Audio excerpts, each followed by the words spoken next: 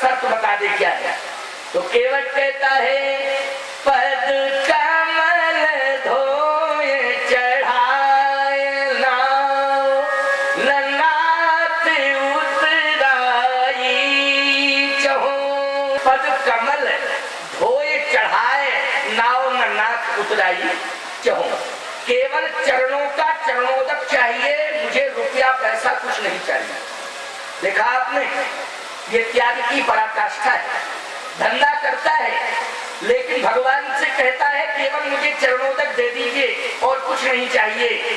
भगवान ने कहा तो चरणोदक अगर तुझे लेना है तो इसमें शर्त की क्या जरूरत। लक्ष्मण जी बोले चरणोदक तुझे लेना ही था तो कहने की क्या जरूरत थी। आता पात्र ले आता, चरणोदक ले लेता, पान कर देता, पार कर देता। इसमें कौन सी शर्त की बात। केवट बोला शर्त ये है क्या कि चरणोदक तो मुझे चाहिए लेकिन हम नहीं कहेंगे कि आप चरणोदक दे दो। केवट बोला आप ही कहो कि हे केवट मेरा चरणोदक तुम ले लो। लक्ष्मण जी बोले भैया बड़ा विचित्र व्यक्ति मिला ये कोई तरीका हुआ। अच्छा बोलो भाई, आपकी श्रद्धा पर डिपेंड है। जैसे हम चरण पादुकाएं रखी हैं, स्वामी जी ने कहा कि महाराज जी की चरण पादुकाओं का पूजन होगा। आद्य आचार्य की चरण पादुका है, इनका पूजन तो हम ही करते हैं, ये तो परंपरा से मिली है। तो आद्य आचार्य की चरण पादुकाओं का पूजन हुआ, आपने मेरी भी आरती उतारी, माला पहनाई। आपकी श्रद्धा, मैं मंच पर बैठता और मैं कहता स्वामी जी माइक हमको दो, आप नहीं। और मैं कहता है कि आप लोग चुपचाप क्यों बैठे, मुझे माला पहनाओ, मेरी आरती उतारो। संदेश गलत जाता कि नहीं जाता बोलो। ये आपकी श्रद्धा पर डिपेंड है, इसमें कहीं कोई जबरदस्ती नहीं। लक्ष्मण जी बोले ये कोई तरीका हुआ, मेरे प्रभु क्यों कहेंगे कि हमारा चरणोदक ले लो, तेरे मन में श्रद्धा है तो तू ले ले। और अभी तक चरणों का चरणोदक जिन्होंने लिया है, अरे तू तो सामान्य मजदूर है, बड़े बड़े राजाओं ने चरण पखारे और चरणों का चरणोदक लिया, लेकिन मेरे प्रभु किसी से कहते नहीं। तो केवट बोला जैसे एक आध राजा का नाम बताओ। तो अभी आप जनकपुर के राजा महाराज श्री जनक का साम्यवाद सुन रहे थे, क्यों सुन रहे थे कि नहीं, बहुत बड़े राजा हैं। तो महाराज श्री जनक ने भगवान के चरण जनकपुर में पखारे थे। लक्ष्मण जी बोले अभी अभी राजा जनक ने चरण पखारे तो सोने का कोपर था, ये पात्र जो रखा सोने का था और लोटा भी सोने का था और जो बैठने का आसन था वो भी सोने का था और जिस महल में पखारे वो भी सोने का महल था। केवट बोले हम समझ रहे हैं, केवट बोला हम समझ रहे हैं, वो राजा हैं, अरे उनके पास सोने का महल था, उनके पास सोने का आसन था, उनके पास सोने का कोपर था, उनके पास सोने का पात्र था।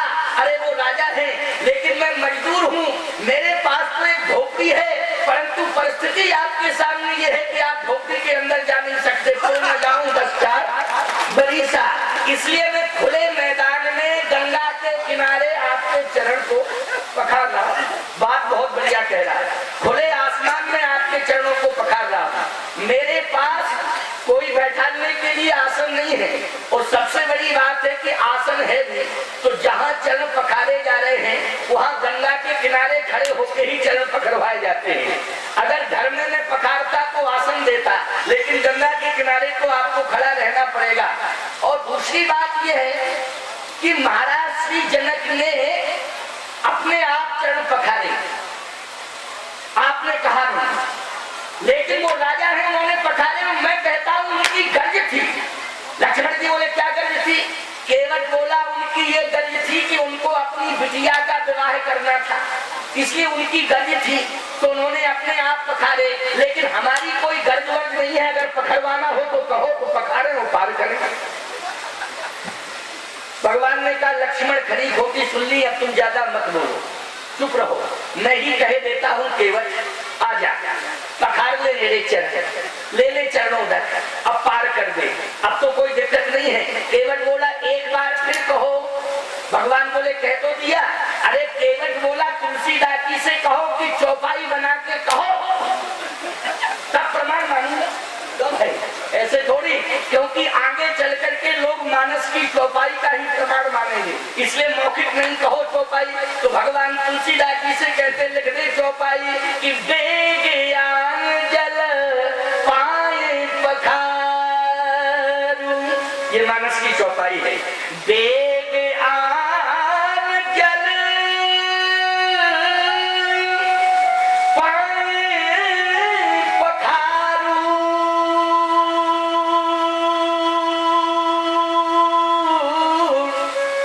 होत विलंब उतारहु पार। बेगयान जल पाए पखारू, होत विलंब उतारहु पारू। विलंब मत करो, हमारे पैर पखार लो और मुझे जल्दी पार कर दो। भगवान जैसा कह रहे हैं वैसा केवट नहीं कर रहा है। केवट जैसा कह रहा है भगवान वैसा ही कर रहा है। ईमानदारी से बताओ, भक्त बड़ा है कि भगवान बड़ा है? बोलो, भक्त बड़ा है कि नहीं? याद रखना, इस भगवान को अयोध्या का सम्राट नहीं बांध पाया, इस भगवान को अयोध्या की महारानी कौशल्या नहीं बांध पाई, इस भगवान को अयोध्या का प्रधानमंत्री नहीं बांध पाया, लेकिन इस भगवान को गंगा के किनारे रहने वाले इस मजदूर ने अपने प्रेम के बंधन में बांध लिया है। इसलिए परमात्मा जब भी बनता है तब प्रेम के बंधन में बनता है। वो आज केवट ने बांध लिया। अच्छा, भगवान बंध गए, कौन से बंधन में बंध गए? प्रेम के बंधन में। भगवान ने कहा बेग, बेग मानी जल्दी, बेग आन जल पाए पखारी। तो जल का मतलब क्या है? गंगा जल। और बेग मानी जल्दी, तो भगवान ने कहा इसलिए जल्दी होगी क्योंकि गंगा जल समीप में आएगा, अभी तुरंत पखारेगा और पार कर देगा। भगवान ने कहा जल्दी कर, पैर पखार, पार कर दे। बेग आन जल, ये जल है। जैसे ही केवट आया तो सुनना और समझना, जल मानी गंगा जल। भगवान ने गंगा जल के लिए संकेत किया, लेकिन ये गंगा जल नहीं लाया। क्या लाया? केवट राम। चौपाई, उस चौपाई का शब्द ध्यान से सुनना। केवट राम रजाय सुपावा, पानी पानी। लेकिन भगवान ने कहा था बेग आन जल, लेकिन ये पानी। अंतर हो गया क्यों? सीधी सी बात ये है कि जल अलग होता और पानी अलग होता। आप कहो जल मानी पानी, पानी मानी जल ना। जल मानी गंगा जल और पानी मानी कुआं का पानी।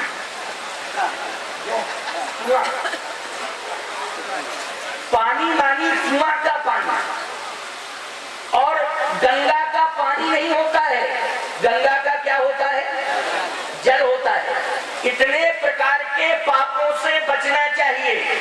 कितने प्रकार के पाप? आप कभी गंगा के जल को पानी ना कहना, जल कहना। यदि आप पानी कहेंगे तो पाप लग जाएगा। नर्मदा जी के जल को आप जल ही कहें, पानी ना कहें। यदि पानी कह दिया तो पाप लगेगा। शालिग्राम भगवान को जानते हैं आप? शालिग्राम की मूर्ति सब जानते, पूजा करते हैं आप लोग।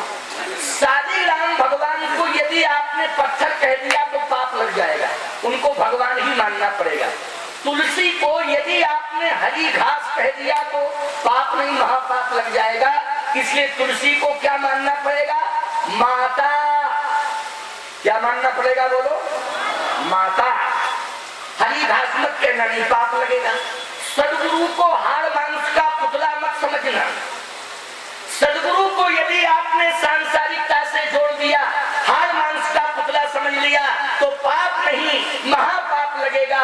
क्योंकि गुरु ब्रह्मा गुरु विष्णु गुरुर्देवो महेश्वरः गुरु साक्षात परब्रह्म तस्मै श्री गुरुवे नमः।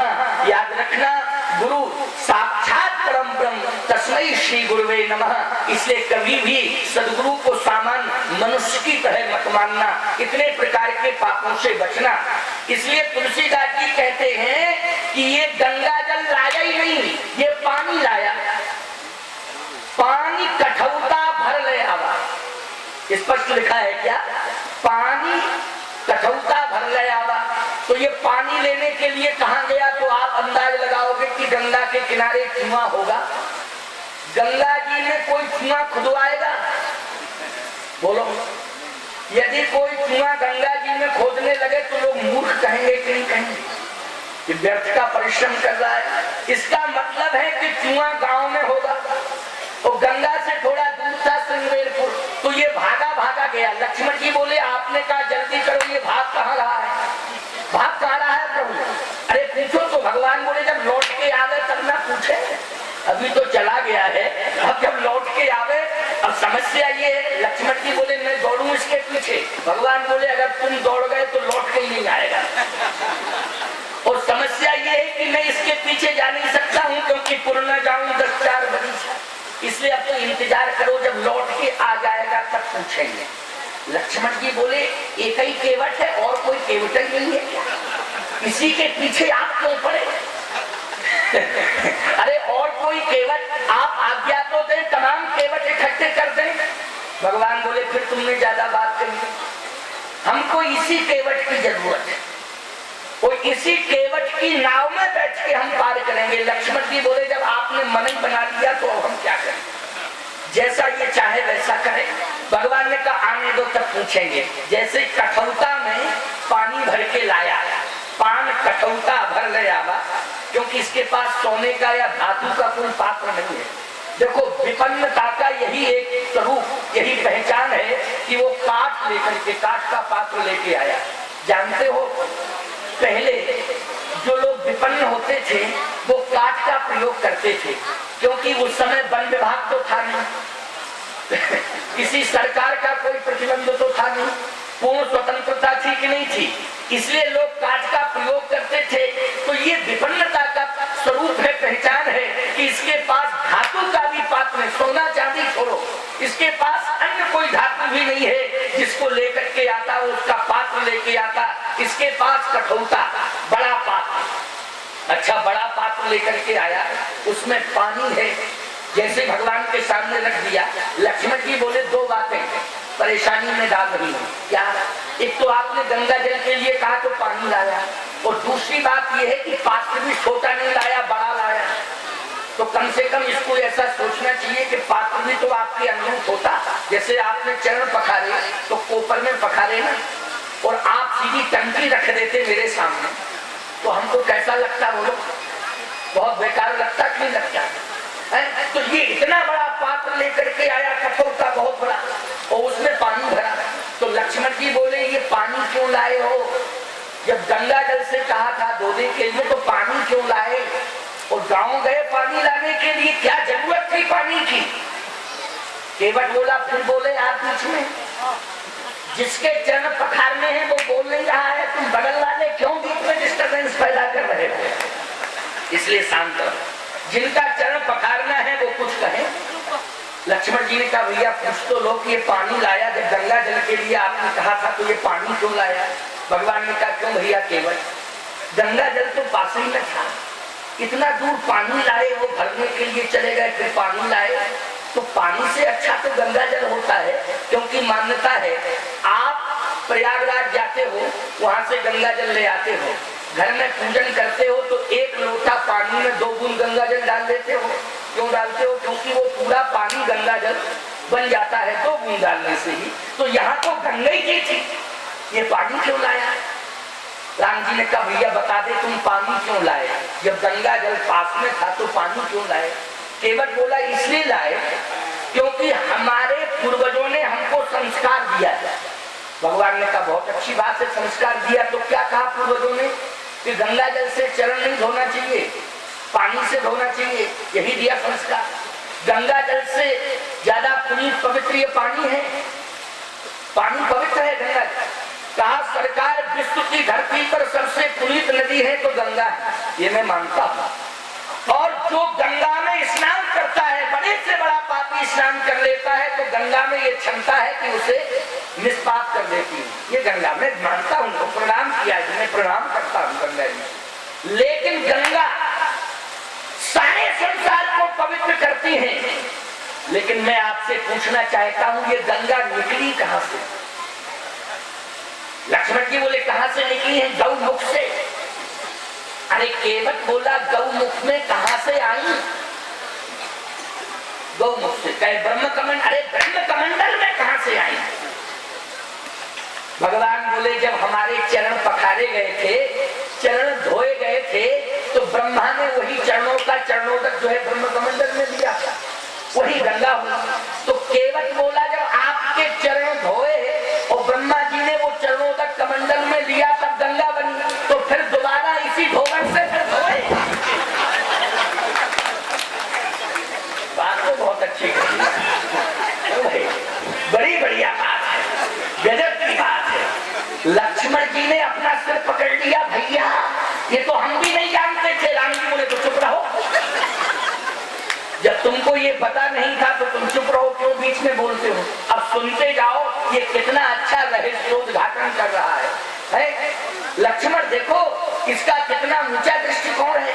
तो केवट कहता है गंगा दुनिया के लिए पवित्र है, परंतु आपके चरणों से निकली, जब आपका चरण धोया गया तब गंगा का प्राकट हुआ।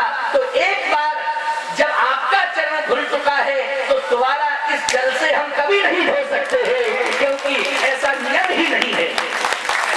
लक्ष्मण जी बोले तो किससे धोगे? कहा पानी से धोऊंगा और कठौते में धोऊंगा। ब्रह्मा के पास कमंडल था, लेकिन मेरे पास कठौता नहीं है। कमंडल मेरे पास कठौता है, इसमें धोएंगे। और सुनिए, सृष्टि का रचयिता ब्रह्मा ब्रह्म कमंडल में गंगा को प्रकट करा सकता है, तो केवल आज कठौते में नई गंगा को प्रकट कराएगा। इसलिए अभी देखो नई गंगा को प्रकट कराता। लक्ष्मण जी बोले सुन, ब्रह्मा जी ने जब चरणोदक लिया था, चरण पखारे चरणोदक लिया, तो ब्रह्मा ने स्नान करके चरणोदक लिया था। तूने स्नान किया कि नहीं किया? केवट बोला झूठ क्यों बोले, सुबह सुबह आप आ गए हो, जो रात्रि में सोता हुआ छोड़ के आए थे ना समसा नदी के तट पर, और रात भर चले तो सुबह सुबह कहाँ पहुंचे? गंगा किनारे। तो केवट बोला सुबह सुबह आ गए हो, फुर्सत कहाँ मिली नहाने की? लक्ष्मण जी बोले तो पहले स्नान कर, फिर चरण धो, तब नई गंगा को प्रकट कर। अरे केवट बोला छोड़ो स्नान, मन चंगा तो कठौती में गंगा। अभी देखो, अगर मन प्रसन्न है तो कठौती में अभी गंगा प्रकट होती है। अभी ज्यादा टाइम नहीं लगेगा, मात्र 5 मिनट में नई गंगा को जन्म देने जा रहा हूँ। राम जी ने कहा लक्ष्मण तुम बोलो नहीं बीच में, नहीं तो ये कंफर्म है कि ये पार भी नहीं करेगा और पखार भी नहीं जाता, क्योंकि मूड की बात है, मूड आदमी। इसलिए बिल्कुल मत बोलो, इसको अपने मन का काम करने दो, क्योंकि आज हम निश्चित है कि गैस लेट में फंस गए। स्वामी सत्यविज्ञानंद जी ने आज जो है हमको बंधन में बांध लिया है, इसलिए अब बोलने की आवश्यकता नहीं है। जो ये कर रहा है वो करने दे, और जो कह रहा है उसको सुनते रहो, है ना? लक्ष्मण जी बोले तो ठीक है, हम कुछ नहीं बोलेंगे। कठौते में पानी है, भगवान से कहता है कि आप अपना चरण दो। भगवान ने कहा कि ठीक है हम चरण दे रहे हैं, लेकिन भैया 9:30 बज गए हैं, समय का ध्यान रखना है। हाँ, जल्दी मुझे पार कर देना पखार के, ऐसा नहीं कि रात भर हमको यही रुकना पड़ेगा है ना? तो सुबह वाला कोई मैटर नहीं है, तो अभी जो है पखार भूल के हमको समय से पार कर दे। केवट बोला हाँ बिल्कुल, आप तो चरण भगवान ने चरण दिया। जैसे चरण दिया, वाह, जनक जी ने भी चरण पखारे, लेकिन जनक जी चरण पखार रहे हैं परंतु प्रतिक्रिया कुछ नहीं हो रही। प्रमाण क्या है? देखो हम प्रमाण दे रहे हैं, इसके आगे कोई चौपाई नहीं है प्रतिक्रिया की, परंतु केवट ने चरण पखारे तो प्रतिक्रिया की चौपाई सामने। जनक जी ने पखारे तब गोस्वामी जी कहते हैं बर बिलो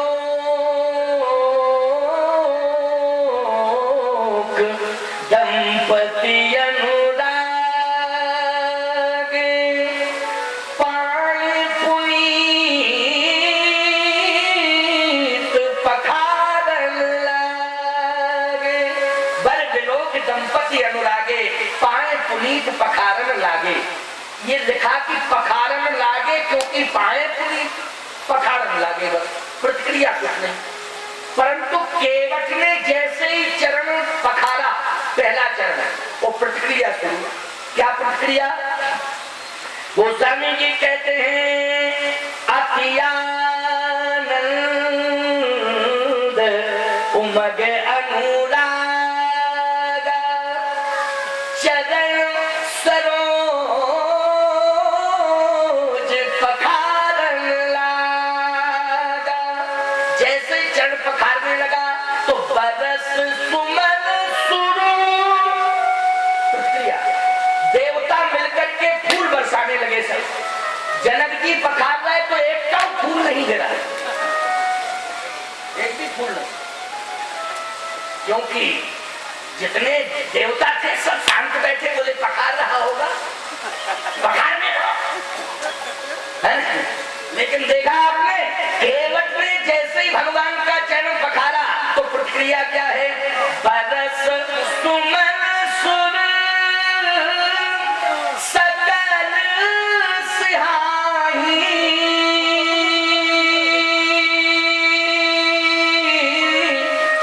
ओ यही सम पुण्य पुण्य को नहीं। ये देवता कहते हैं इसके समान कोई पुण्य नहीं है। अब बताओ, जनक जी ने भी पखारे लेकिन पुण्य जनक को नहीं कहा, लेकिन केवट को यही सम पुण्य को नाही, पुष्पों की वर्षा होने लगी। लक्ष्मण जी बोले भैया आकाश से पानी गिरते देखा लेकिन फूल गिरते पहली बार देखा। अच्छा एक बात बताओ, आकाश से जब भी गिरता है तब क्या गिरता है? पानी गिरता है। लेकिन आज पहली बार देख रहा हूं कि फूल गिर रहे हैं। ये है क्या? कौन सी शक्ति है भैया बता तो दो। केवट बोला, फिर बीच में बोले हम कुछ नहीं, तुमको क्या मतलब? राम जी बोले देखो तुम शांत रहो लक्ष्मण, देखते जाओ हो क्या रहा है। लक्ष्मण जी बोले गजब का व्यक्तित्व मिला, ऐसा तो कभी जिंदगी में देखा ही नहीं। देख रहे हैं लक्ष्मण जी, बरस सुमन, पुष्पों की वर्षा हो रही है। बरस सुमन सुर सकल सिहाई। यही सम पुण्य को नहीं, यही सम पुण्य को नहीं। अब काफी देर हो गई, एक ही चरण धो गए। अब बैठने वाला, जैसे धुलवाने वाला अगर बैठा है, धोने वाला तो बैठता ही नहीं। चाहे धुलवाने वाला खड़ा हो चाहे बैठा हो, लेकिन धोने वाला तो बैठे ही बिना धोएगा। परंतु यहाँ आसन वासन थी नहीं तो भगवान खड़े खड़े धुलवा रहे थे। अब सबसे बड़ी समस्या ये है कि अगर धुलवाने वाला बैठा है तो कोई दिक्कत नहीं, खूब धोते रहो। लेकिन अगर धुलवाने वाला खड़ा है और धोने वाला बैठ के धो रहा है तो सारा शरीर का वजन एक ही पैर पे आ जाएगा कि नहीं? तो आनंद मिलेगा धोने वाले को, लेकिन धुलवाने वाले को पसीना नहीं। क्योंकि बड़ी दिक्कत रहती है, बड़ी समस्या, पूरा बैलेंस संभालो। अब राम जी इधर डुले उधर डुले, लक्ष्मण जी पकड़े। केवट बोला तुम बीच में क्यों पकड़ रहे हो? बगल वालों का मैटर ही नहीं है, डिस्टर्ब कर रहे हो। भगवान बोले छोड़ दे भैया, छोड़ दे। अब लक्ष्मण जी बोले इतनी देर हो गई, तुम समझ नहीं रहे हो कि कितना कष्ट हो रहा है प्रभु को, दूसरा क्यों नहीं धोते हो? केवट भगवान से कहता क्यों कष्ट हो रहा है? भगवान बोले कष्ट तो हो रहा है और समय भी हो रहा है, इसलिए अगर जल्दी धोले और दूसरा धोले तो क्या दिक्कत है? कष्ट तो हो रहा। केवट बोला कष्ट क्यों हो रहा? भगवान बोले इसलिए हो रहा है कि एक पैर तुम धो रहे हो और पूरा वजन दूसरे पैर पर है, तो कब तक ये पैर बर्दाश्त करेगा? केवट बोला आपको पाने के लिए मनु शत्रुपा ने तपस्या की थी नैमिषारण्य में, लेकिन जल्दी नहीं आए थे। एक पैर के बल पर हजारों वर्ष तक खड़े रहे, लकड़ी में गिरते आए, 5 ही मिनट में ही 5 मिनट में सीता जी हंसने लगी। भगवान बोले अब तुम तो मत हंसो, अब हमको जो खरी खोटी सुननी पड़ रही है, तो जैसा हमने किया वैसा हम भुगत रहे, जैसा हमने किया वैसा परिणाम हमारे सामने तो आ रहा है। अब हम अपनी की हुई गलती को स्वीकार कर रहे हैं। अगर हम मनु शत्रुता को न परेशान किए होते इतने वर्ष तक, तो आज हमें भी परेशान नहीं होना पड़ता। तो केवट बोला समझ में आ गया, भक्तों को ज्यादा परेशान मत किया करो। हाँ, भक्तों को ज्यादा परेशान मत किया करो, नहीं तो यही समय आएगा। भगवान बोले आप नहीं करेंगे परेशान, तुम तो जल्दी बोले। केवट बोला एक काम करो, दिक्कत हो रही है ना, सहारा ले लो। भगवान बोले किसका सहारा ले? सारे संसार को तो भगवान सहारा देते, अब बोलो भाई भगवान को कौन सहारा दे? भगवान किसका सहारा ले बोलो? जो सारे संसार को सहारा देता है, अब भगवान किसका सहारा ले? तो भगवान बोले सहारा किसका? केवट बोला जो हम है ना, पकड़ लो। तो भगवान बोले कौन सा अंग पकड़े? केवट बोला इतना भी विवेक नहीं है, अगर हम खड़े होते तो हमारा कंधा पकड़ते, अगर हम बैठे हैं और आप खड़े हो तो सिर पकड़ो। अगर हम खड़े होते आपके सामने तो हमारा कंधा पकड़ते, क्योंकि व्यक्ति अगर खड़ा है और सहारा आप लेना चाहते तो खड़े व्यक्ति का तो कंधा पकड़ा जाता है, लेकिन अगर व्यक्ति बैठा है और सहारा लेने वाला खड़ा है तो ईमानदारी से बताओ क्या पकड़ना पड़ेगा उसे? सिर। इसलिए समझते हो सब कुछ हो, पता नहीं क्यों पूछते हो, पकड़ लो पकड़ लो। भगवान ने हाथ बढ़ाया, सिर पकड़ लिया। देखो अब भगवान सिर पकड़े तो भगवान बोले दूसरा भी ढोलो, दूसरा। केवट बोला दूसरा ढोऊंगा लेकिन पहला वाला छोड़ूंगा नहीं, फ्री नहीं करूंगा पहले वाले। तो भगवान बोले फिर मतलब क्या निकलेगा कि तुम पहला वाला फ्री नहीं करोगे और जो जिस पर हम खड़े हैं वो भी हाथ में ले लोगे, तो मेरा क्या होगा? मेरा क्या होगा? तो केवट बोला आपका क्या होगा? ये दूसरा हाथ जो फ्री है इससे भी पकड़ लो। जब ये दूसरा हाथ जो फ्री किए हो तो इसको क्यों फ्री किए हो? इससे भी पकड़ लो। भगवान ने कहा तो पकड़ना पड़ेगा। हाँ हाँ, अगर धुलवाना है दूसरा तो पकड़ लो, नहीं तो कोई बात नहीं। भगवान बोले अच्छा अच्छा। दूसरा हाथ बढ़ाया, जैसे ही दूसरा हाथ बढ़ाया भगवान ने दूसरे हाथ से भी केवट का मस्तक पकड़ लिया, पहले हाथ से फिर दूसरे, दोनों हाथ। ईमानदारी से बताओ कहाँ आ गए भगवान के? केवट के माथ पर। पहला दृश्य है भक्ति जगत में, पहला दृश्य। भगवान ने आशीर्वाद दिया, हाथ भी रखा, देखा भी, सब कुछ किया, लेकिन दोनों हाथ किसी भक्त के ऊपर रखे हो तो कोई भी माई का लाल बता दे मुझे कि स्वामी जी भगवान ने दोनों हाथ किसी के मस्तक पर रखे, लेकिन दोनों हाथ भगवान ने केवट के मस्तक पर रख दिए।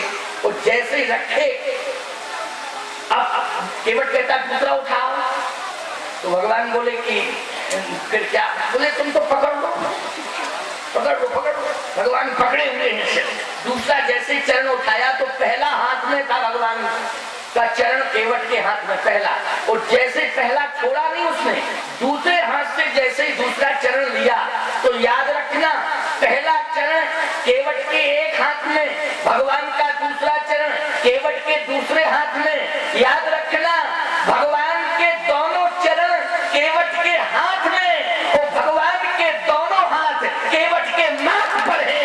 ऐसा सौभाग्य तो किसी को मिला ही नहीं है।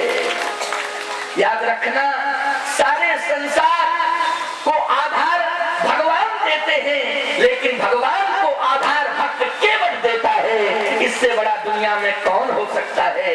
इसलिए बरस सुमन सुर सकल सिहाही,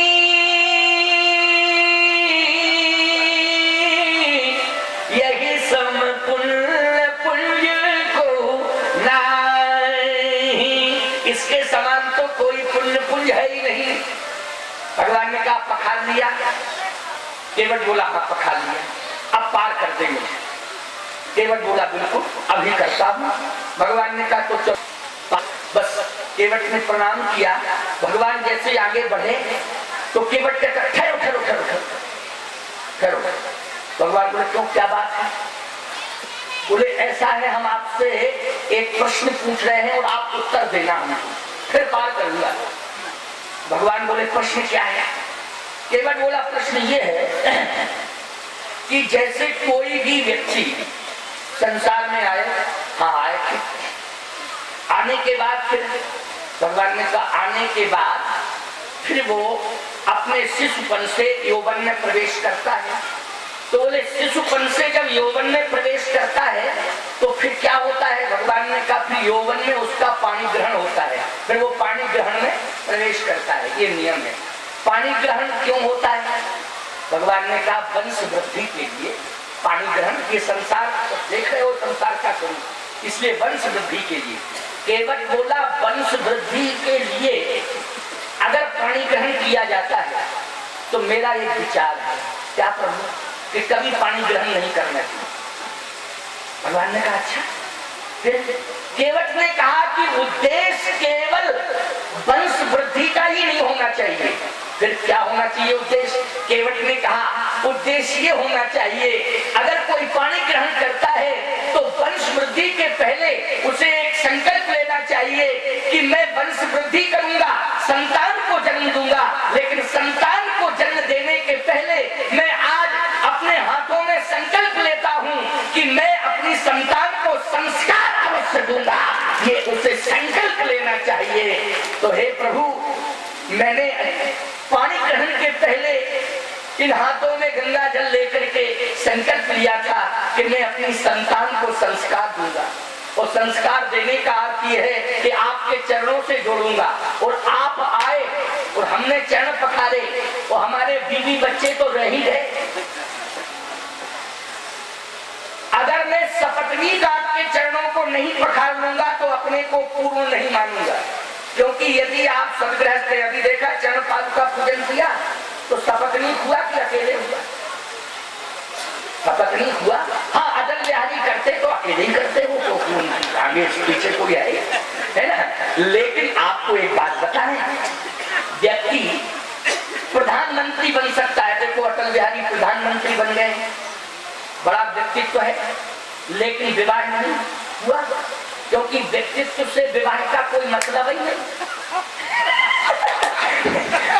कोई मतलब ही नहीं। अरे एक रिक्शा चालक के 3-3, 4-4 विवाह हो जाते, लेकिन इतने ऊंचे पद पर बैठ, और हम क्या बता रहे, राष्ट्रपति कलाम बहुत बड़ा वैज्ञानिक था, बोलो, और इतने ऊंचे पद पर बैठा कि सर्वोच्च पद होता है राष्ट्रपति का, इसके आगे कोई पद होता है बोलो, लेकिन सर्वोच्च पद पा गया राष्ट्रपति वाला, तो राष्ट्र का पति बन गया, लेकिन किसी पत्नी का पति नहीं बन गया। इसमें व्यक्तित्व की बात नहीं हुआ करती है जी, इसमें प्रारब्ध हुआ करता है और विधि का विधान होता है, बोलो होता है कि नहीं होता है? तो आप कल्पना करो, केवट कहता है सुनो प्रभु, पत्नी है और सपत्नी का अगर हम ग्रंथि बंधन करके चरण नहीं पखारते हैं तो मैं अपने को धन्य नहीं समझूंगा, अपूर्णता रहेगी। इसलिए आपने इतना समय दिया, थोड़ा पत्नी, थोड़ा हमारे बच्चे, ये सब आ गए, चरण पखार लें और फिर स्वतंत्रता, कोई दिक्कत नहीं। अच्छा, एक बात आपको बता दें, सपत्नी जो है चरण पखारना चाहिए, पूजन करना चाहिए। मान लीजिए बहुत सारी परिस्थितियां ऐसी रहती हैं कि पति पत्नी में मतभेद रहते, तो आप कैसे ग्रंथि बंधन किया जाए? एक जगह यही विडंबना हुई स्वामी जी, हम पहुंचे तो हवन होने लगा, तो जो पंडित हवन करा रहा था तो माली घर का अकेला बैठा, हमने कहा पंडित इधर आओ, अकेला बैठा है, सपत्नी ग्रंथि बंधन करके हवन नहीं कराते हो क्या? बोले महाराज की पत्नी, हमने कहा है नहीं क्या? बोले है, तो हमने कहा मायके नहीं क्या? बोले नहीं घर ही में है। तो हमने कहा क्यों नहीं ग्रंथि बंधन करके हवन करवाते हो? बोले महाराज की 6 महीने से बोलचाल नहीं है, तो अब क्या करें? तो मैंने कहा नहीं, ऐसा नहीं होना, इधर आओ। हमने उस मालिक को कहा, घर के मालिक को, इधर आओ, तुम लोगों में क्यों बोलचाल नहीं है? बोले महाराज जी वो थोड़ा सा स्वभाव की वैसी है, इसलिए अब हमने बोलना ही बंद कर दिया, उसने भी कर दिया, अब हम बोलेंगे ही नहीं।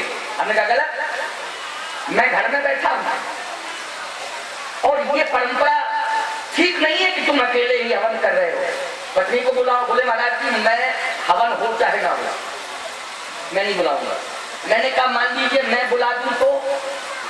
बोले वो आप जानो। हमने पत्नी से काम किया, जरा हमारे पास आ गई। मैंने कहा बैठ हवन कुंडी पर। बोले महाराज जी एक बार ये कह भर दे वो हम तुरंत ही बैठ जाएंगे, वो कहेंगे नहीं तो हम बैठेंगे। मैंने कहा बड़ी समस्या आ गई देखो। तो हमने फिर उससे कहा, हमने कहा इधर आ तू कह दे तू। तो बोले महाराज जी आप कह रहे हैं मैं कह रहा हूँ। तो हवन कुंडी पर बैठा, पत्नी इधर खड़ी थी और टेढ़ा मुंह करके बोला हम तो बैठ चुके हैं, जैसे आना हो बैठ जाए शुरू करते। अरे हमने कहा देखो डायरेक्ट नहीं इनडायरेक्ट कहा, बैठ डायरेक्ट नहीं तो इनडायरेक्ट कहा, ग्रंथि बंधन करके। अच्छा फिर इसके बाद इतना प्रेम हुआ दोनों में कि इतिहास बन गया उस परिवार का, इतना प्रेम हुआ। भगवान ने मुझे श्रेय दिया, भगवान की कृपा। तो केवट कहता अकेले चरण नहीं पखारूंगा, यदि आपकी आज्ञा हो जाए तो सपत्नी चरण पखार लूं तो संतुष्टि। भगवान ने कहा जल्दी पखार, बच्चों को भी ले आना, बच्चे पत्नी के साथ। देखो प्रमाण दे रहा हूं और प्रमाण हमारा पुष्ट है। देखो अभी मैं पुष्ट करता हूं फिर पार कर दूंगा, थोड़ी देर में पार करूंगा क्योंकि अभी 10 मिनट शेष है। 15 मिनट में तो कर दूंगा जरूर कर दूंगा। तो भगवान ने कहा कि जल्दी बुला ले भैया जल्दी। पत्नी को बुलाया, बच्चों को बुलाया, कहा बैठ के चरण पखारो।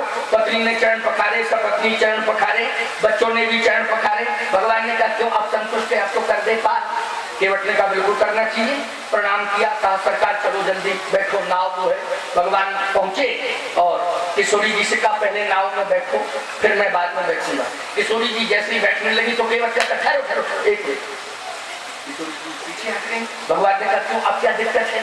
बोले ऐसा है प्रभु, ये पत्नी और ये बच्चे यही मेरा परिवार नहीं।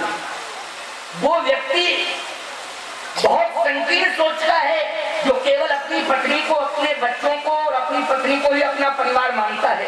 हे प्रभु मैं इस देश का निवासी हूँ, इस ग्राम में रहता हूँ और इस देश में रहता हूँ, तो मैं केवल अपनी पत्नी और अपने बच्चों को ही अपना परिवार नहीं मानता हूँ बल्कि पूरे गांव को और पूरे देश को अपना परिवार मानता हूँ। इसलिए सौभाग्य तो हमारे संपूर्ण ग्रामवासियों को मिलना चाहिए। लक्ष्मण जी बोले काम करो प्रभु, 14 साल तक यहाँ खड़े रहो, मामा फूफा गाँव गवैया सब आए तो पैर पखारते रहे और 14 साल बाद लौट के अयोध्या राक्षसों को रहने। जब यही सब करना है भगवान बोले अच्छा एक काम कर, बुला ला भैया जल्दी बुलाएगा सबको। बोले 2 मिनट में, अभी ज्यादा टाइम नहीं, 2 मिनट का समय दो। पूरे गांव को ले आया। गोस्वामी जी ने लिखा भी है क्या, पद पखार जलपान करी आप सहित परिवार। मैंने परिवार की जो व्याख्या की उसमें केवल परिवार पत्नी और बच्चे नहीं, पूरा गांव को अपना परिवार मानता था। बस यही तो संदेश इस यज्ञ से लेना है कि आप अपने तक सीमित न रहें, अपने संपूर्ण गांव को अपना परिवार माने। तो मैं दावे के साथ कह सकता हूँ राष्ट्र का नहीं विश्व का कल्याण हो जाएगा। विश्व बंधुत्व की भावना से आप ओतप्रोत रहें। इसलिए स्वामी जी ने कौन सा मंच, विश्वात्म चेतना परिषद का गठन किया। यही विश्वात्म चेतना परिषद का संकल्प है कि सारे विश्व में विश्व बंधुत्व की भावना हो, वो सब एक दूसरे से मिलते रहे। भगवान ने कहा अब तो पार कर दे। केवट कहता है बैठो प्रभु बैठो। भगवान ने किशोरी जी का बैठ जाओ। लक्ष्मण से कहा तुम भी बैठो। लक्ष्मण जी बोले आप नहीं बैठो। भगवान बैठे, लक्ष्मण जी को बिठाला। केवट से कहा अब नाव चलाओ भैया, आपको पार कर दिया ना। हाँ, पतवार हाथ में दी और बस भगवान से कहा कि सरकार ये सौभाग्य मुझे मिल रहा है, आपकी बड़ी कृपा। हाथ में पतवार, नाव चली। जैसे नाव चली बस थोड़ा सा आगे नाव बढ़ी, जहां गहराई आई वहां केवट ने पतवार छोड़ दी और चरणों में गिर गया भगवान। लक्ष्मण जी बोले क्या कर रहा है ये? गहरे पानी में पतवार छोड़ के नाव में चरणों में गिर गया। ये शिष्टाचार घाट पर किया जाता है कि पानी के अंदर, जल के अंदर किया जाता है? गंगा जल में ये नाटक करता है, ये घाट पर करना चाहिए था। ये पतवार क्यों छोड़ दी? पकड़ पतवार। केवट कहता है प्रभु मुझे क्षमा करो क्षमा करो क्षमा करो। भगवान ने कहा किस बात की क्षमा, गलती क्या हुई, भूल क्या हुई? लक्ष्मण जी बोले भूल हम लोगों से हुई जो विश्वास में बैठ गए। अगर ये जानते कि बीच में पतवार छोड़ देगा कभी नहीं बैठते।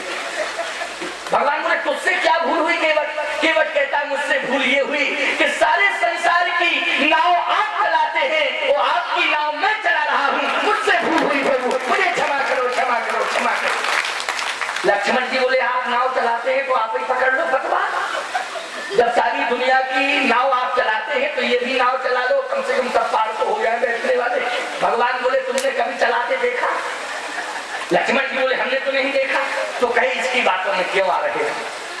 लक्ष्मण जी बोले पतवार पकड़ ले देखो, क्योंकि डूब जल के अंदर नाव हो और पतवार विहीन हो तो नाव में निश्चित रूप से नाव खतरे में आती है और नाव के अंदर जल आने का भय रहता है। इसलिए पतवार को जल्दी पकड़। पर थोड़ी देर में नाव भंवर में फंस के चक्कर काटने लगी, क्योंकि बिना पतवार की नाव भंवर में फंसी जाती है और चक्कर काटने लगी। तो लक्ष्मण जी बोले देखो नाव खतरे में आ गई है, नाव चक्कर काट रही है, इसलिए पतवार को पकड़, जल्दी पकड़ पतवार को। तो पहले तो केवट चरणों में माथा रखे था भगवान ने, लेकिन लक्ष्मण जी ने जब जबरदस्ती की तो लेट गया। लक्ष्मण जी बोले ये क्या कर रहा है लेटे लेटे, नाव कौन चलाएगा? तो केवट कहता है राम जी हमारे सब काम कर रहे हैं, राम जी हमारे सब। लक्ष्मण जी बोले तू क्या कर रहा है? केवट बोला हम राम के सहारे आराम कर रहे हैं, हम राम के सहारे आराम कर रहे हैं, हम तो राम जी के सहारे, भगवान के सहारे आराम कर रहे हैं। नाव में लेट गया। लक्ष्मण जी बोले भैया ये लेटने की जगह है, ये आराम करने की जगह है। भगवान ने कहा केवट उठ जाओ, पतवार हाथ में पकड़ लो। लक्ष्मण जी बोले नहीं पकड़वाते हो पतवार तो चक्कर काट चुकी है नाव। केवट बोला कितने काटे? गिन रहे हो?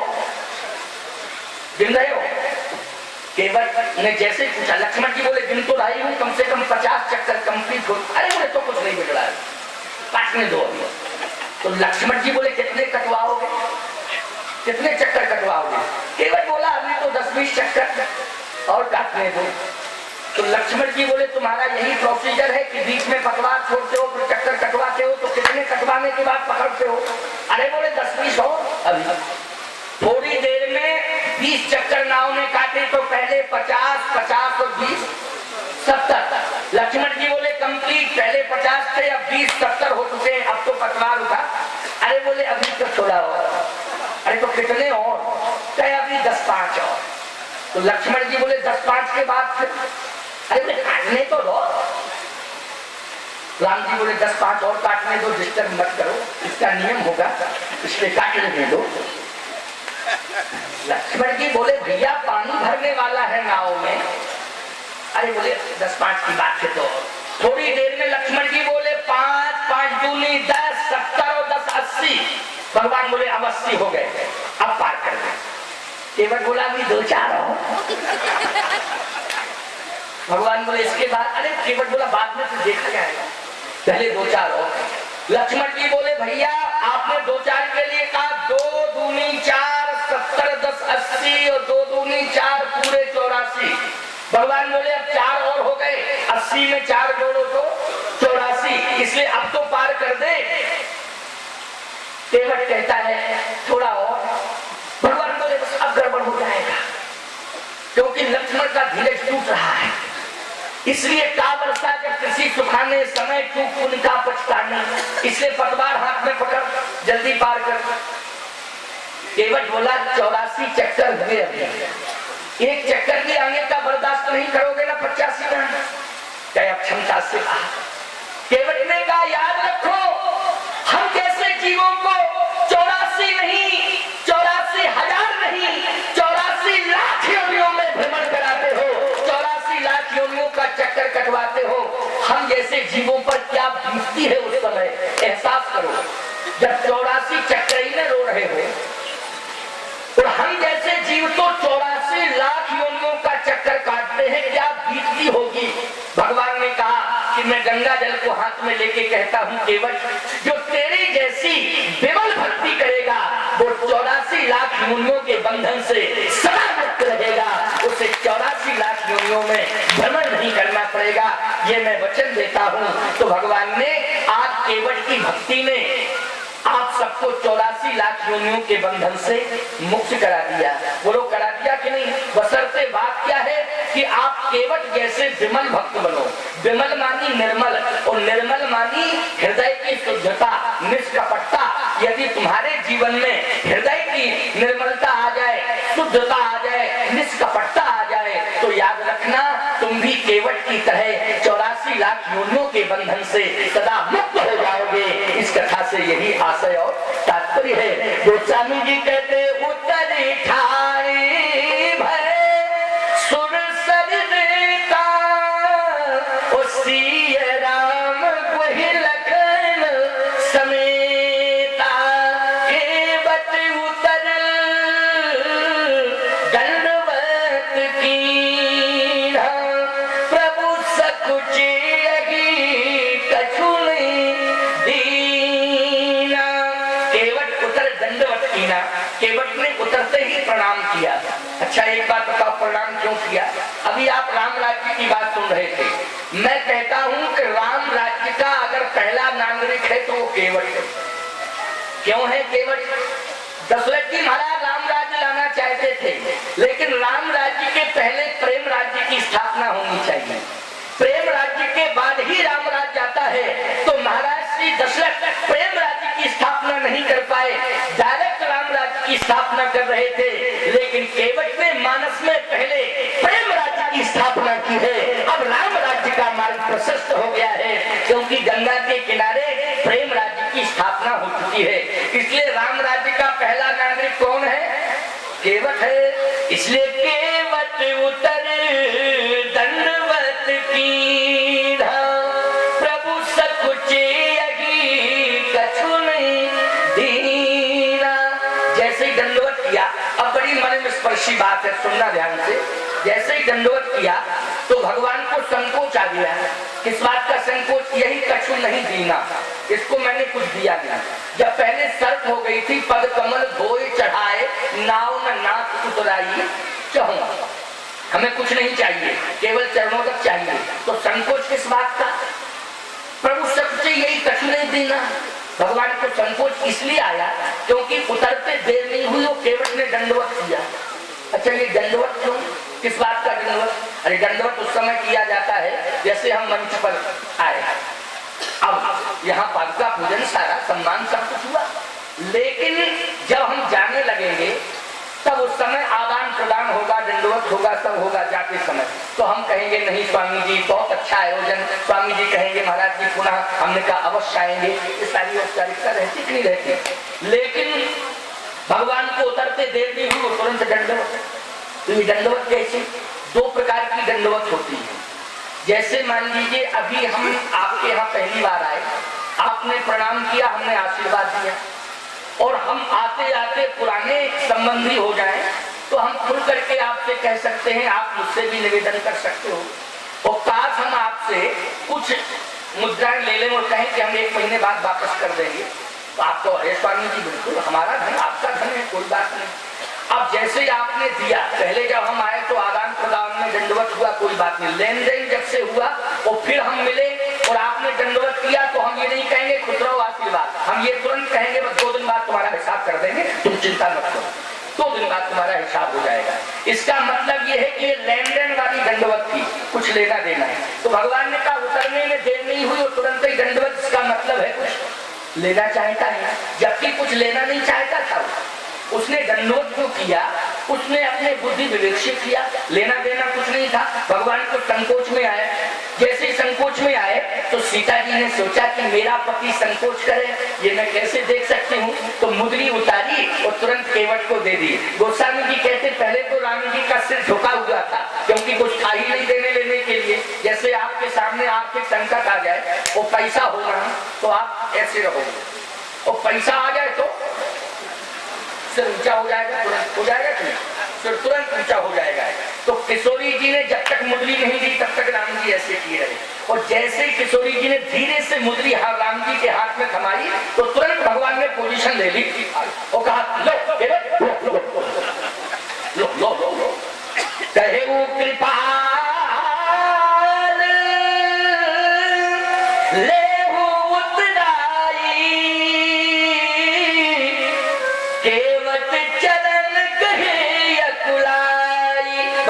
निकाल लो। तो केवट ने मुद्री नहीं ली, दोबारा फिर चरण पकड़ लिए।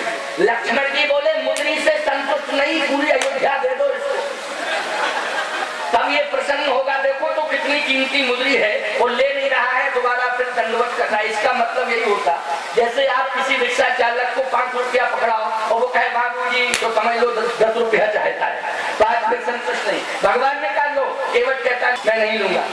लक्ष्मण जी ने कहा बहुत कीमती मुद्री है, लो लो बहुत कीमती। केवट बोला मुझे नहीं चाहिए कीमती। भगवान ने कहा क्यों नहीं लेना चाहते हो? केवट बोला आपके पास मुद्री थी नहीं, लेकिन आई कहां से ये बताओ। अभी हम देख रहे हैं कि आपके पास मुद्री थी नहीं, लेकिन ये मुद्री कहां से आई? भगवान राम बोले मेरी पत्नी ने मुझे दी। सीता जी के पास कहां से आई? लक्ष्मण जी बोले कहीं से आई हो, मुझे लेने से मतलब की बहस करने से। केवट कहता आप बीच में मत बोलो, कहां से आई मुद्री? भगवान ने कहा सही बताओ ये मुद्री कहां से आई? केवट बोला सही बताओ, दशरथ जी ने ये मुद्री दी थी क्या? आपके पिताजी ने दी थी? राम जी बोले नहीं। फिर राम जी ने कहा ये सीता जी के पिता ने दी थी जनकपुर में। कब दी थी? कहा जब महाराज श्री जनक ने अपनी बेटी के और अपने दामाद के चरण पखारे थे, तो उस समय पैर पखारने में, पैर धोने में नेक दिया जाता है ना, तो ये मुद्री उस समय दी थी। तो केवट कहता है सुनिए प्रभु मैं मजदूर हूं और वो एक राजा है, लेकिन महाराज श्री जनक की उम्र और मेरी उम्र एक है। अगर महाराज श्री जनक की ये बेटी है तो जनक के हम उम्र होने के नाते मैं भी सीता को अपनी बेटी ही मानता हूं। तो एक बाप अपनी बेटी को पैर पखारने में मुद्री दे सकता है, तो अभागा ये मजदूर बाप उसे पैर पखारने में वापस नहीं ले सकता है। मेरे पास अगर देने के लिए कुछ नहीं तो मैं बेटी की मुद्री भी नहीं लूंगा। लक्ष्मण जी बोले भैया विचार बहुत ऊंचे हैं इसके, वास्तव में गजब हो गया। अयोध्या में और जनकपुर में ऐसा कोई निर्णय नहीं जैसा ये, वास्तव में भैया बहुत ऊंचा विचार है। राम जी बोले हाँ हाँ सुनते जाओ। भगवान ने कहा नहीं तुम्हारी मजदूरी है, तुम्हारे नाम पर उतरी इसलिए ले लो। केवट कहता नहीं प्रभु कि आप अपने पास रखें। आज आपको संकोच आया, मुद्री थी, समाधान हो गया, आगे चल करके कहीं धन संकट में आप फंस गए तो आप क्या करेंगे समाधान के लिए? इसलिए प्रभु आप अपने पास रखें। भगवान ने कहा है तो तुम्हारा अधिकार। केवट कहता है ये मजदूरी के नाम पर अगर मुद्री उतरी है तो मैं आपके राज्य का नागरिक भी हूँ, क्योंकि हमारे श्रृंगवेरपुर के राजा ने भी अपना राज्य आपके चरणों में समर्पित कर दिया, तो आप श्रृंगवेरपुर के भी राजा हो गए। इसलिए मैं आपकी प्रजा, आप हमारे राजा, और मैं तो आज से ही आपको मानता हूं कि आप अयोध्या के राजा हैं। भले ही 14 साल बाद तिलक होगा, लेकिन आज ही मैं अपने मन में ये सोच चुका हूं कि आप अयोध्या के राजा हैं, आप श्रृंगवेरपुर के भी राजा हैं। इसलिए हे प्रभु ये मजदूरी आपके पास जमा रहेगी। भगवान ने कहा हम क्या करेंगे? केवट कहता है 14 साल के बाद जब आप लौट के आएंगे, भगवान बोले तो वापस दे देंगे, अगर वापस लो तो हम ले जाएं और नहीं तो ले लो। कह नहीं प्रभु आप लौट के आना तब विचार बताएंगे। भगवान जब लौट के आए, भगवान ने कहा लो ये तुम्हारी मुद्री रखो, ये तुम्हारी मजबूरी है। केवट कहता है मैं वापस नहीं लूंगा। भगवान ने कहा क्या कहा था मैंने? वापस लेना।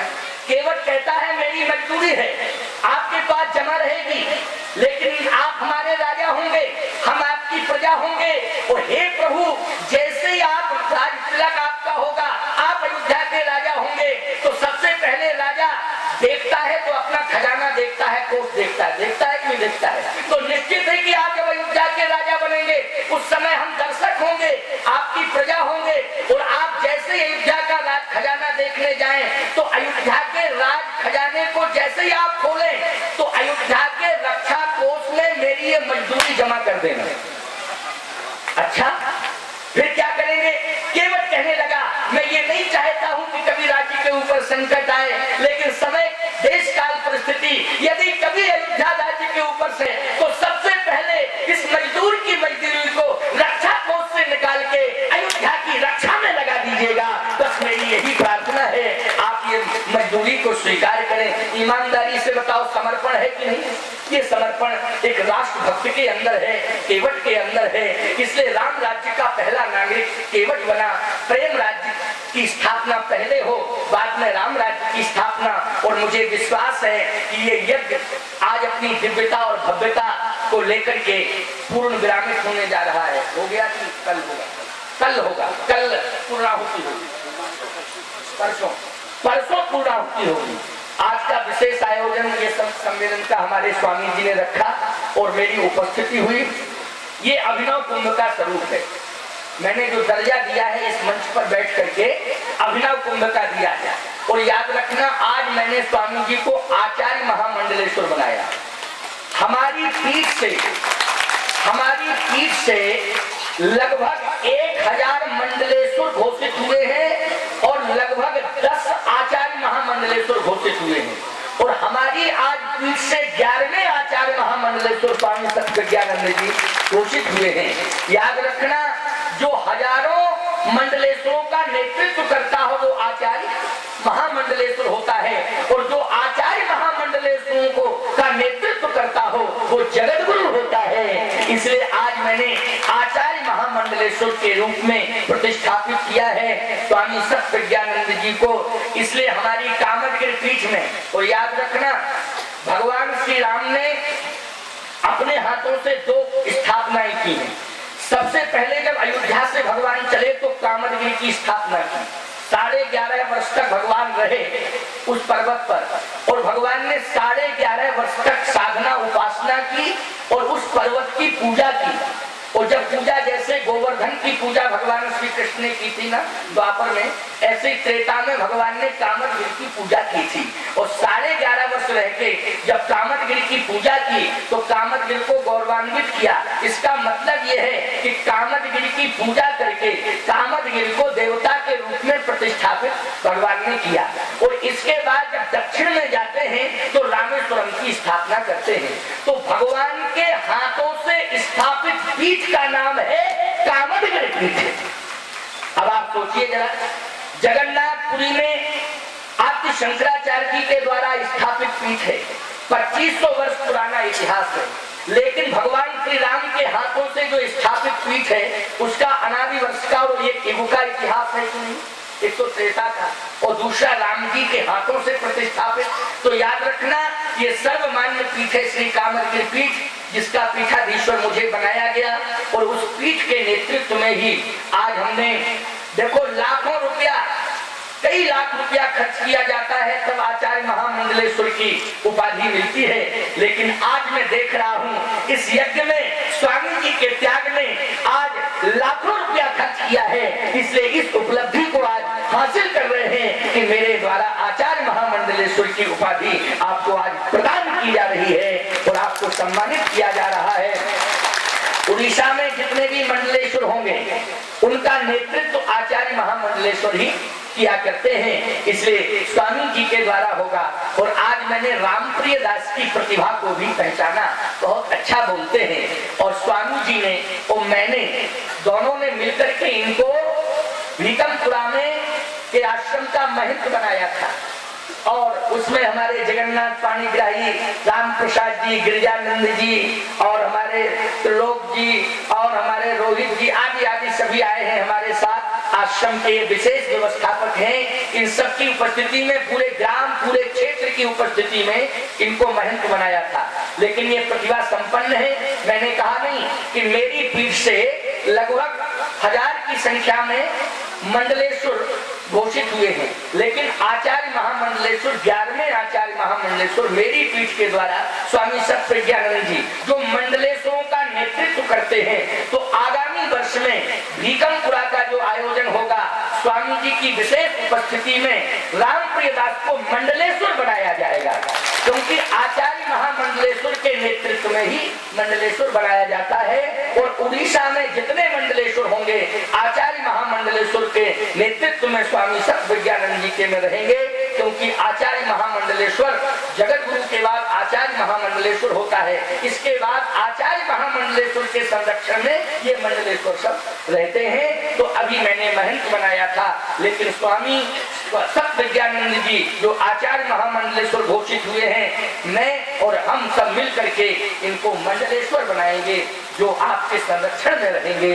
इसलिए आगामी कार्यक्रम में, और मैं चाहूंगा कि उस समय भीकमपुरा के कार्यक्रम में गायस्लेट वाले सब उपस्थित रहेंगे। हाथ उठा के कहो कि उपस्थित रहोगे सब। हाँ, तो सारे लोगों ने अपना समर्थन किया और स्वामी सत्यविज्ञानंद जी महाराज के नेतृत्व में और मेरी विशेष उपस्थिति में इनको मंडलेश्वर बनाया जाएगा। लेकिन 1 वर्ष तक इनको इंतजार करना पड़ेगा और तपस्या करनी पड़ेगी। और आचार्य महामंडलेश्वर के नेतृत्व में ही, क्योंकि आचार्य महामंडलेश्वर के संरक्षण में ही मंडलेश्वर बनाया जा सकता है, ये नियम है, ये परंपरा है। इसलिए विशेष स्थान आज इस यज्ञ की उपलब्धि स्वामी जी के साथ जुड़ी और मेरा आना यज्ञ भगवान की कृपा और स्वामी जी का विशेष प्रेम था, जो मैं आज प्रेम के बंधन में बंध गया। वो आज ही नहीं, स्वामी जी के प्रेम के बंधन में तो जब तक श्वास रहेगी तब तक बंधा रहूंगा। और आप सबके बीच में जब स्वामी जी याद करेंगे तब मैं आता रहूंगा। और आगामी कार्यक्रम के लिए भीकमपुरा आश्रम के लिए आप सब आमंत्रित हैं और मैं बहुत हृदय से आशीर्वाद देता हूँ स्वामी सत्यवेदानंद सरस्वती को, जिसने बहुत प्रयास और परिश्रम किया। और स्वामी जी का विशेष अंग है, विशेष कृपा पात्र है और इस भारतीय धरती का नहीं बल्कि विश्व की धरती का उदीयमान नक्षत्र है, जिसका भविष्य अंतरराष्ट्रीय स्तर पर ख्याति प्राप्त करेगा। ऐसा मेरा इस मंच से आशीर्वाद है। और सत्य प्रेमानंद जी के लिए भी और स्वामी जी के अन्य जितने सन्यासी हैं, सबके नाम मुझे मालूम नहीं है और मंच पर नहीं है, व्यवस्थाओं में है, उन सबको मेरा विशेष आशीर्वाद है। और स्वामी जी का जो शिष्य मंडल है उनके लिए भी हृदय से विशेष आशीर्वाद है। और इस स्वामी सत्य धर्मानंद जी, स्वामी नित्य मुक्तानंद जी व्यवस्था में है, सत्य धर्मानंद जी, निज बोधानंद जी, ये सभी महाराज जी का शिष्य परिकर है। हृदय से मैं उन्हें आशीर्वाद देता हूँ और यहाँ के समस्त भक्तों को, यहाँ के शिष्य मंडल को और विश्वात्म चेतना जय राम जय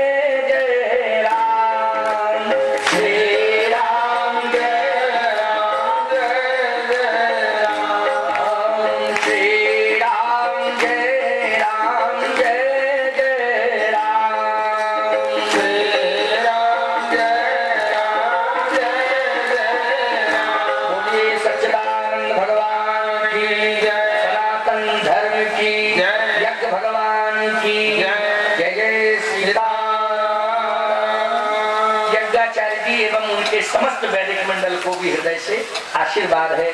बहुत अच्छी यज्ञाचार्य है। यज्ञाचार्य जी को मैं ये पुष्पमाला पहनाऊं और आशीर्वाद दूं।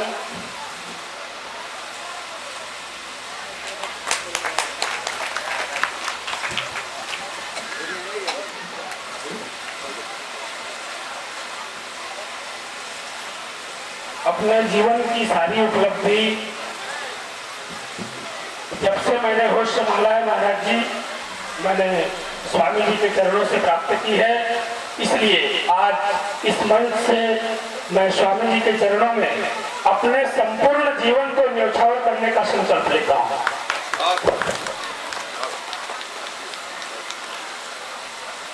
बोले भक्त वत्सल भगवान की माँ माने आज आपण माने अनुभव करुथिबे जे प्रत्यक्ष गुरु को माध्यम करी गोविंद एठी प्रकट होइछंती। गुरु को माध्यम करी गोविंद एठी प्रकट होइछंती, भगवान प्रत्यक्ष भाव में प्रकट होइछंती। एपरि सुयोग जीवन रे सब बेले मिले नाही। आज पूज्य महाराज श्री जगतगुरु रामानंदाचार्य महाराज हमको जो आशीर्वाद दे आसी आमे जेते प्रति निजर कृतज्ञता ज्ञापन करे मध्य आमे तांकर सेही प्रेमर ऋणरू केबे उऋण हेई परिबा नाही। आमे एतिकी मात्र तांके चरण रे प्रार्थना करिबा कि हे जगत गुरु जी आपणक कृपा दृष्टि आवर ए अंचल प्रति सबले रहू एवं जेबे जेबे आमको आम जीवन मार्गदर्शन पाई आवश्यक हबो आपण आमको मार्गदर्शित करिवे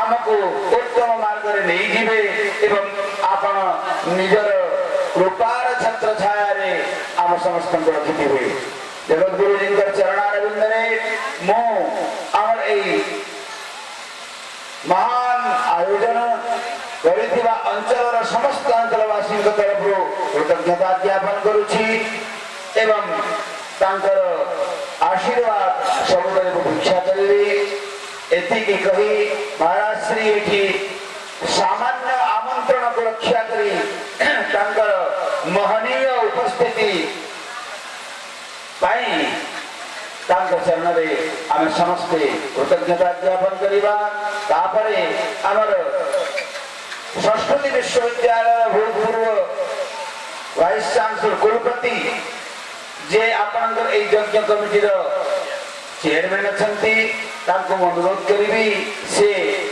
महाराज श्री को महाराज सिंह प्रति कृतज्ञता ज्ञापन करिवे धन्यवाद तामे देई परिवा नै तांको तांको प्रति कृतज्ञ बा बोले भक्तवत्सल भगवान की जय जगत गुरु श्री रामानंदाचार्य जी महाराज की जय समस्त संत वृंद की जय हरि ओम तत्सत श्री साधु चरण पंडाई भाग्य क्वचित एमती समय आसे जो समय रे गंगा जमुना सरस्वती संगम रे आवाहन करने मनीष को सुजोग मिलता है सेंता आज स्वामी प्रेरणा रे आम हृदय रे उद्वेलन है बोलिकी आम गोटे यज्ञ आयोजन करने स्वामी को कहलु से आमको आशीर्वाद कले अब से आशीर्वाद आज देखु प्रेम गंगा ये बही गला जगत गुरु आमको प्रेममय कहते कहले प्रेममय हो गले आदर्शवादी हवा अति सहज कथा राम राज्य हवा संभव जिते बड़े प्रेममय आम